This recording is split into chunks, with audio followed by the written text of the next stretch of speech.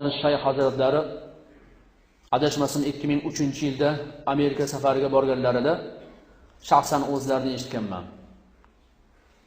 Bir guruh bo'lib borganlar, diniy xodimlar Shayx hazratlari boshchiligida Amerikaga borsak dedilar, ko'p joylar bilan tanishtirdilar. Keyin bir kuni oitis kasaliga chalinganlarni davolashlik shifoxonasiga bizni olib bordi dedilar, guruhimizni. Bordik.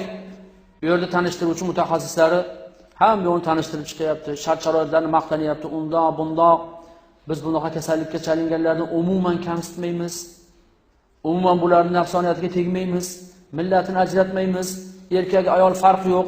Hammasini birdek qaraymiz, birdek mehribonmiz, milliardlab mablag' sarf qilib, mana bunaqa uskunalar bilan, bunday jihozlar bilan bu yerimiz bezab, zinatlab, hamma shart-sharoitni yaratib qo'yganmiz deb rosa ko'pirtirib maqtanibdi. Haqiqatan ham sharoit zo'r dedilar. Dam oladigan sanatoriyaga o'xshaydi. Bu yerga kirgan odam chiqqisi kelmay qoladigan darajadagi shart-sharoit bor. Hamma yo'q bo'lgandan keyin Hazrat aytadilarki, savol mumkinmi? Ha, mumkin. Shu bemorlaringni bir dinini tekshirib ko'rganmisizlar deb so'radim dedilar. Haligi mutaxassis hayron. Bizga uning dinini farqi yo'q. Bizda Amerikaning garajlari bo'lsa bo'ldi. Hammasi birdek qaraladi. Bizda insonlar huquqlari teng. Uning dinidan, irqidan, rangidan, millatidan, jinsidan qat'iy nazar hammasi Amerika fuqarosimi bir xil qaraladi deb maqtanib qopti. Shayx hazratlari aytdilarki, to'x shoshmay turing. Men sizdan buni so'ramoqchi emasman.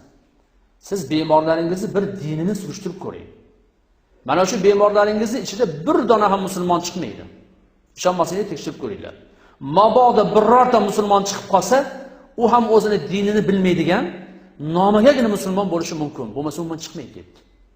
Ki hali odam jiddiylashib shoshmang. Nima uchun unaqa deyapsiz? Nima uchun endi musulmon chiqmas ekan? Ya siz surishtirib ko'ring. Musulmon chiqmasligining sababi bor. Nima sababi bor? Chunki Alloh subhanahu va taolo bizlarni oyati karimada "Vala taqrabu zina" zinoga yaqinlashmanglar deb qaytarib qo'ygan. Bu kasalliklaring o'sa zinodan yuqadi. Musulmon odam zino qilmaydi.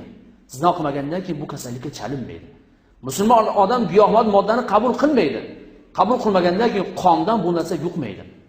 Musulmon odam zino qilmasa, giyohvand moddani igna orqali qabul qilmasa, uning homiyasi ham albatta bunday kasallikka chalinmaydi.